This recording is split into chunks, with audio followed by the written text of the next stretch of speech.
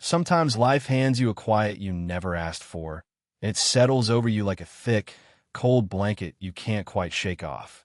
That was me, Officer Maya Thorne, patrolling the old Route 57 through Cedar Ridge County. A path I took every single morning, mostly just watching the mist burn off the pines, listening to the static on my radio, and trying not to think about Sam.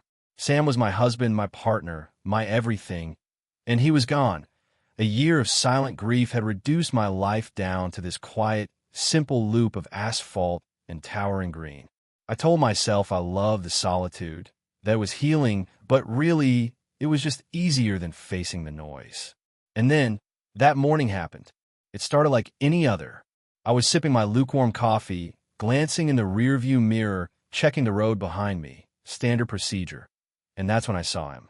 Just a smudge of brown and black at first, moving fast, too fast, like a shadow trying to catch a moving car.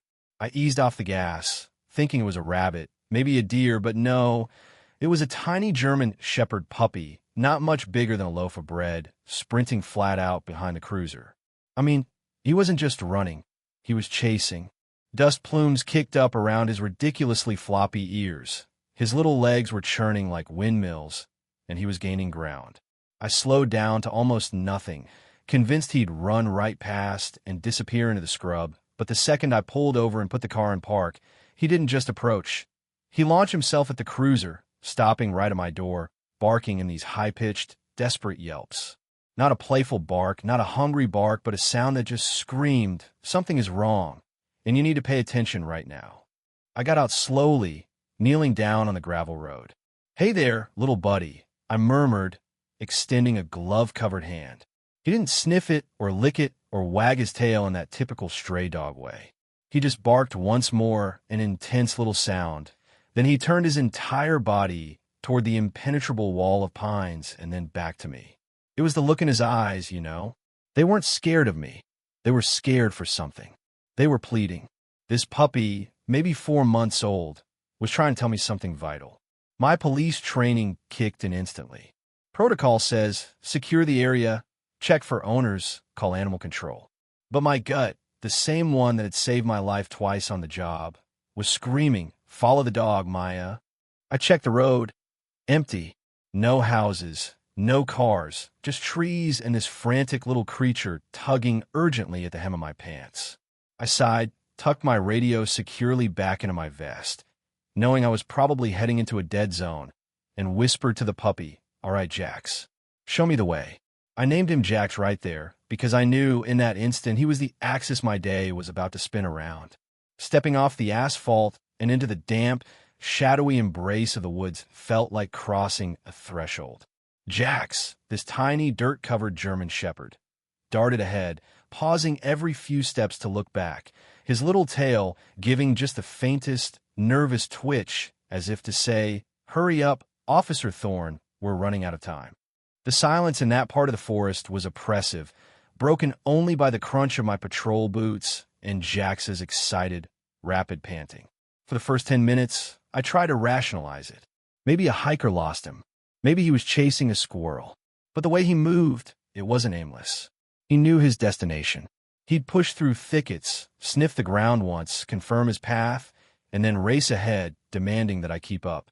We were almost half a mile in, and the trees had swallowed the sunlight when my instincts shifted from curiosity to alarm.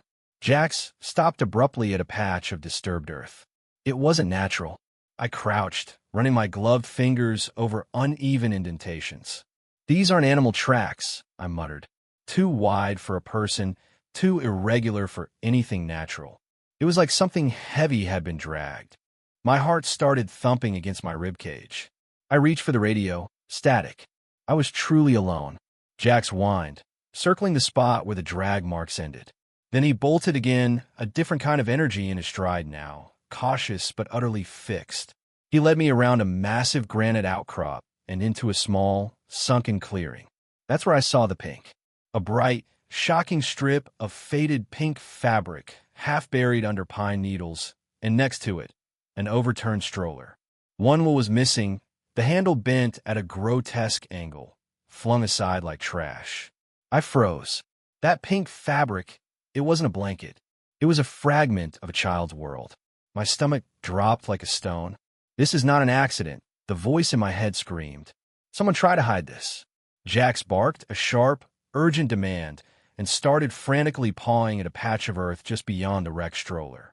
It looked freshly turned, hastily disguised with scattered leaves. I walked toward him, hand already resting on my sidearm. Stay back, buddy. I warned, though he paid me no mind. He was digging with every ounce of his small body, whining with a heartbreak that was impossible to ignore. As I knelt beside him, brushing away the loose, cold soil, I heard it. So faint, so fragile, I almost dismissed it as the wind. But no, it was human. A broken, tiny gasp. A cry. Panic hit me like a physical wave, but the cop in me took over. It's a baby, I choked out, joining Jax, clawing at the dirt with my bare hands, the cold mud stinging my skin. I dug faster, harder, tearing through the earth until my fingertips brushed against soft fabric, the rest of the pink blanket. And then I saw it, a tiny dirt-caked hand. Oh, God. I breathed, the words shaking loose from my lungs. I lifted the small figure from the ground. A baby girl, maybe a few months old. Her lips were pale, her breathing shallow and weak, but she was alive. I pulled off my patrol jacket, wrapped her tightly, pressing her tiny, cold body against my chest, trying to share my own heat. Jax sat beside me, panting, his tail now wagging just a little, uncertainly, as if waiting for permission to be relieved. You're okay, little one, I whispered, tears I hadn't known were there spilling onto the baby's pale cheek. You're okay. We've got you. But we weren't out yet. I had the baby, Lila, safe against me, but I still had no signal. I swore under my breath, checked the radio one last time, dead static.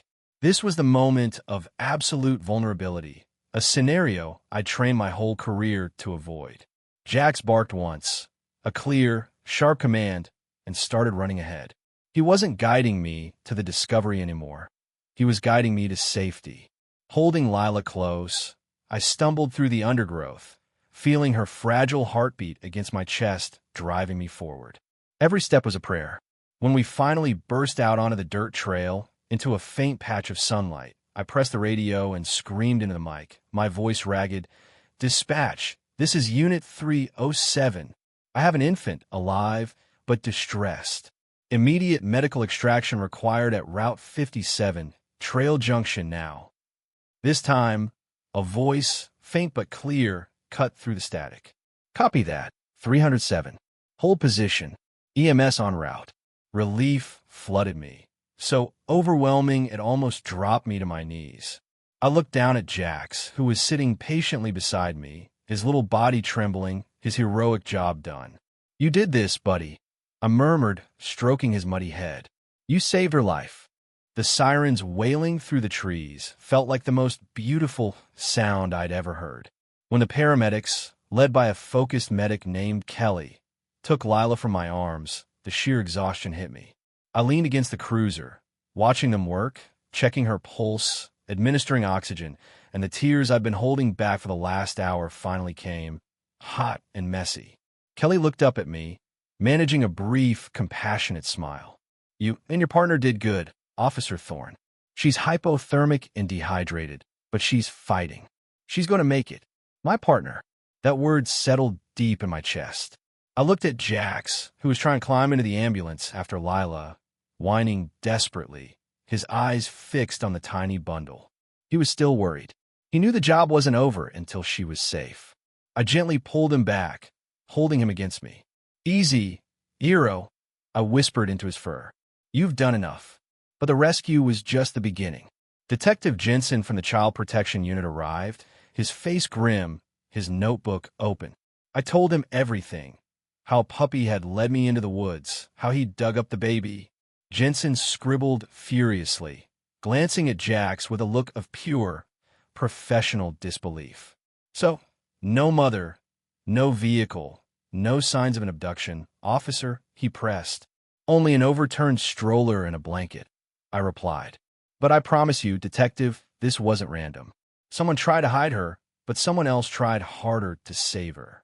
The next morning, Jensen's team, with Jax trotting beside me, combed the scene. The forest felt different now, no longer silent, but holding a heavy, tragic secret. We found a small, rusted car emblem torn from an older vehicle and deep skid marks hidden beneath the soil. The deeper investigation led us beyond the stroller, following faint drag marks Jax kept sniffing at, until we stumbled upon the twisted wreckage of a silver sedan wrapped tightly around an ancient pine tree. The sight was horrific. The windshield shattered, the driver's side crushed. Inside the ruin, Jensen found a woman's purse. I picked it up, my fingers brushing over a small, laminated photo. A young woman, smiling, holding a baby, and at her feet a tiny German shepherd puppy. My throat closed up. "It's her," I whispered, recognizing the face. Lila's mother. Jensen's voice was softer than I'd ever heard it. He identified her as Evelyn Reed, a single mother from the next county over. Looks like she lost control on the wet road during the storm 2 nights ago. Probably died from internal injuries shortly after the crash, maybe hours. The story clicked into place, a picture of unimaginable pain and sacrifice. Evelyn, injured, disoriented, knowing she couldn't walk out, must have done the only thing she could think of, burying Lila under the blanket, hoping to shield her from the cold, hoping anyone would stumble upon her. And Jax, her loyal, tiny protector, had stayed. He had stayed until she was gone, and then, understanding the desperate mission of his life, he had set out alone to find help. He'd walked for miles, through darkness and cold, just to bring a strange cop with a patrol car back to his family. As Jensen and his team worked, Jax walked slowly to the driver's side of the mangled car, sat down, and lowered his head, a gesture of quiet, profound mourning. I knelt beside him, my tears finally free-flowing, mixing with the rain beginning to fall. "You never left her, Jax," I whispered, resting my hand on his back. "You carried her love all this way." Later that day, back near the patrol car, Jensen informed me the county shelter would be contacted about the dog. And that's where the final, personal fight began. My head snapped up. "No," I said, the word coming out sharp and firm. "Absolutely not." Jensen looked surprised.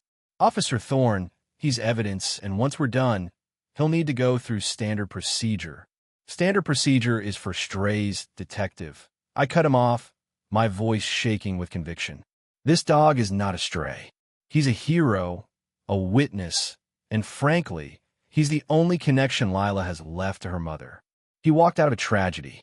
He's been through hell, and I'm not letting him spend a single second in a cage. He's coming home with me." I held his gaze, refusing to back down, the ghost of Sam, the memory of my own loneliness fueling my resolve. "He's my partner now, detective. You can add that to your report." Jensen stared at me for a long, silent minute. He saw the fierce, unyielding look in my eyes, the same look he'd seen when I was digging in the dirt. He sighed, removed his hat, and gave a quiet, respectful nod. "All right, Officer Thorne, he's yours." And that was it. Jax came home with me. The world outside called him the miracle puppy, but to me, he was the compass that pointed me back to life. He curled up at the foot of my bed, a warm, heavy weight replacing the cold emptiness I'd carried for a year. He followed me everywhere, through the station, in the cruiser, a quiet, reassuring presence. The other officers adored him, calling him Unit 307B. Weeks later, the nurses at the center arranged a visitation day. I walked into the nursery, Jax trotting gently beside me on a leash. Lila, now safe and chubby-cheeked, lay in her crib. The moment her little eyes fluttered open and landed on Jax, she let out a soft, pure squeal of delight. Jax wagged his tail furiously, sitting beside the crib, tilting his head. The connection was undeniable. It was as if she remembered the warm presence that had sheltered her under the ground, the heartbeat that had been with her when the world went silent. I watched, tears blurring my vision, realizing that Jax hadn't just saved her life. He had preserved a part of her memory of Evelyn's love. Months passed. Lila, now named officially Lila Reed, was thriving. Jax was strong, tall, and magnificent. He was my shadow, my purpose, my constant reminder that loyalty is the purest form of love. I finally sold Sam's old motorcycle, the last piece of unshakable grief I held on to, and I used the money to start a fund in Evelyn Reed's name. Today, Jax and I drove back to the forest edge. We stood by the old pine tree where a simple granite marker now stood, engraved with the words, Evelyn Reed. A mother's love never dies. Jax sat beside the plaque, his tail still, his amber eyes fixed on the trees. He understood. I knelt down, resting my head against his neck. Thank you, Jax, I whispered, the weight of the last year finally lifting from my shoulders. You taught me that angels don't need wings. Sometimes they just need pause and the courage to keep running until they find the light. Lila was successfully adopted by a beautiful family who understood her story, and they promised Jax would always be a part of her life. My life is still quiet, but it's no longer empty. It's full of the sound of a dog's gentle snoring and the knowledge that I found my way back to hope through a rescue mission I never saw coming. Now, here's the thing that gets me, and I want to hear what you think in the comments below. Evelyn made the desperate choice to bury her baby. We now know it was an act of love to protect her from the elements. But if a civilian had found the baby buried like that, would they immediately assume the mother was a hero or a monster? Do you believe, based on pure instinct, that an act of extreme desperation should always be judged by its intention or by its appearance? Tell me your thoughts below. And if this story of loyalty touched your heart, hit that like button, subscribe, and share it with someone who needs to be reminded that heroes come in all shapes and sizes.